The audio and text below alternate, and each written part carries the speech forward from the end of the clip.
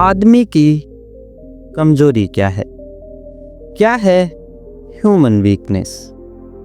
कल भी मैंने इस विषय में थोड़ी चर्चा की, आज फिर से इस विषय में थोड़ी चर्चा करूंगा। थोड़ा आपसे कुछ कहना चाहूँगा। शायद आज की बातों से आपको समझ आ सके कि आदमी की कमजोरी क्या है। अहंकार आदमी की कमजोरी है। ईगो आदमी की कमजोरी है। ये आदमी की कमजोरी है कि मैं कुछ हूँ, और जब तक कोई इस कमजोरी से घिरा है तब तक वह किन्हीं मंदिरों की तलाश करे, किन्हीं शास्त्रों को पढ़े, कैसी ही पूजाएं करे, कैसे ही त्याग उपवास करे, चाहे सन्यासी हो जाए और जंगलों में निकल जाए, कोई फर्क न पड़ेगा।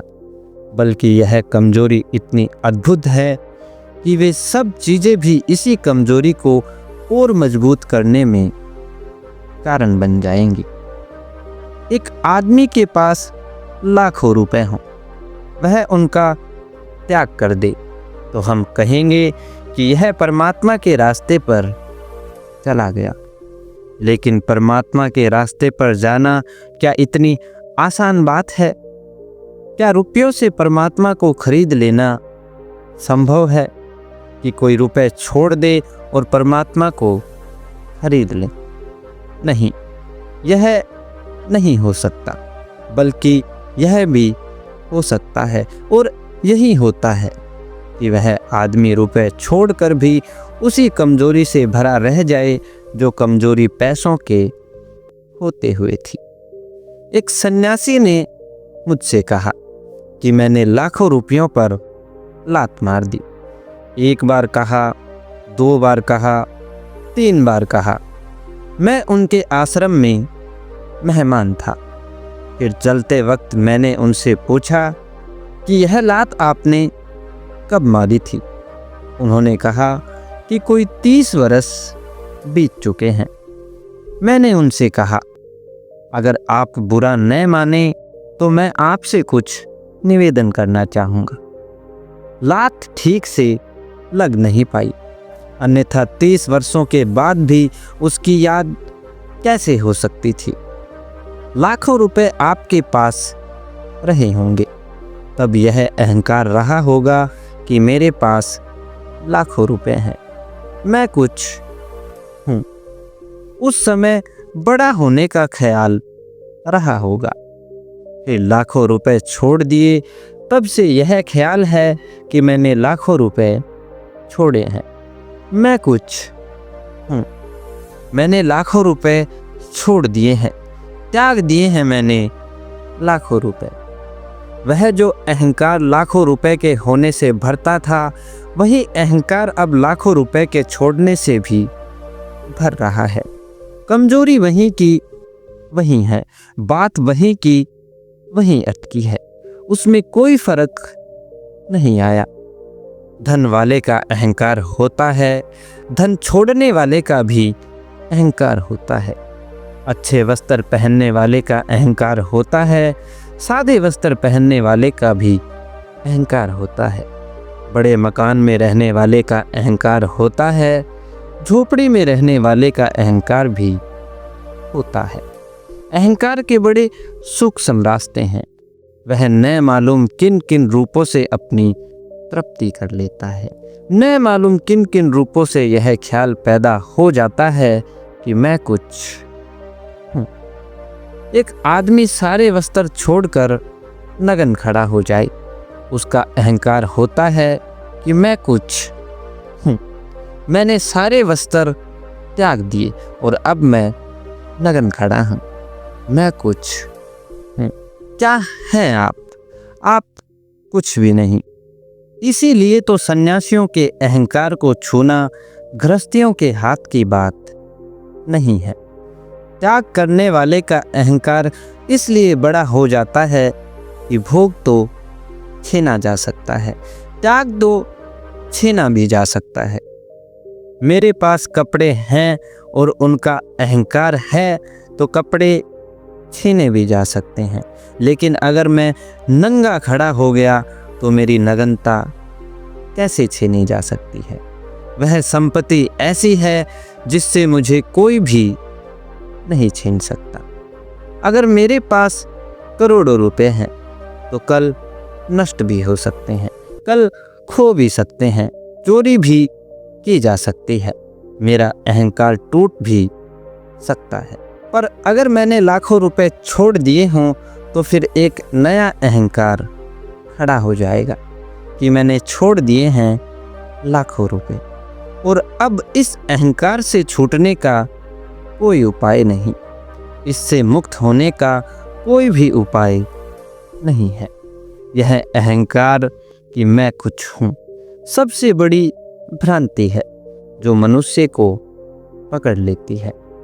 कोई कारण भी नहीं है इस भ्रांति के पकड़ लेने का, कोई बुनियाद नहीं है। यह अहंकार का भवन बिल्कुल बेबुनियाद है, इसका कोई आधार नहीं है, इसकी कोई नींव नहीं है। यह मकान बिल्कुल ताश के पत्तों का मालूम होता है, लेकिन जैसे ताश के पत्तों का महल बनाने में एक सुख मालूम होता है, वैसे ही इस अहंकार को खड़ा होने में भी एक सुख मालूम होता है।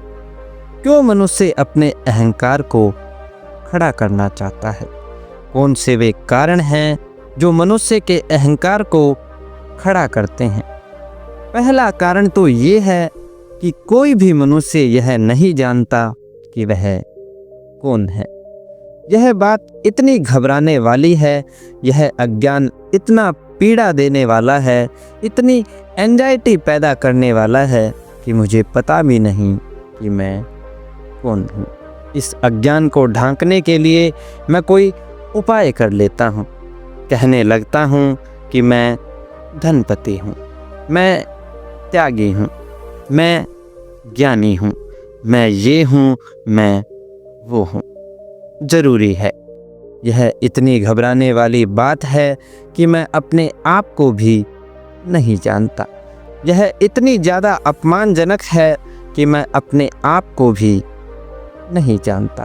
तो मैं किसी भांति अपना एक रूप खड़ा कर लेता हूँ, कहने लगता हूँ कि मैं धनपति हूँ, मैं त्यागी हूँ, मैं फलाना हूँ, मैं ढिमका हूँ। इस भांति एक सेल्फ डिस्पेशन, एक आत्मवंचना देकर हम अपनी तृप्ति को खोज लेते हैं और कहने लगते हैं कि मैं कुछ हूँ। लेकिन क्या इस भांति हम अपने को जान पाते हैं? क्या आप जानते हैं कि आप कौन हैं? क्या आपको पता है कि क्या है वह जो आपके भीतर जीवित है? वह जो लिविंग कंसंसनेंस है, वह जो चेतना है आपके भीतर, जो जीवन है, वह क्या है? कुछ पता है? झूठी बातें न दोहराने लगे अपने मन में कि मैं आत्मा हूँ। यह आपने किसी किताब में पढ़ लिया होगा, इससे कुछ पता नहीं होता। यह मत कह लें अपने मन में कि मैं ईश्वर का ही अंश हूँ। जरूर आपने इस बात को कहीं पढ़ा होगा, परंतु इस बात से कोई फर्क नहीं पड़ता। सच्चाई तो ये है कि पता नहीं भीतर क्या है। तथ्य तो ये है कि नहीं मालूम कौन भीतर बैठा हुआ है। और उस व्यक्ति को जिसे यह भी न पता हो कि मैं कौन हूँ, क्या उसके जीवन में सत्य का कोई अवतरण हो सकता है? जिसे यह भी नहीं पता कि मैं हूँ कौन, वह भी अगर ईश्वर की खोज में निकल पड़े तो बिल्कुल पागल है। कल मैं आपको एक ऐसी कहानी कहूँगा, हो सकता है उस कहानी के बाद आपको मेरी बातें और भी अच्छे से समझ आ जाए। हो सकता है कल की मेरी कहानी से आप समझ पाएं कि आप हैं कौन, आप विचार करें कि आप हैं कौन। शायद कल की कहानी से आपको कुछ समझ में आ सके। आज की चर्चा में इतना ही। आपने मेरी बातों को इतने प्रेम और मौन से सुना, उसके लिए बहुत बहुत अनुग्रहित हूँ। अंत में आपके भीतर बैठे परमात्मा को मेरा प्रणाम, कृपया मेरा प्रणाम स्वीकार करें। धन्यवाद। आपको इस कहानी से क्या समझ आया कमेंट बॉक्स में ज़रूर बताएं। सब्सक्राइब करें आपके अपने चैनल फिलोसोफर विंग्स को। फिलोसोफर विंग्स मतलब एक कदम विचार की ओर। धन्यवाद।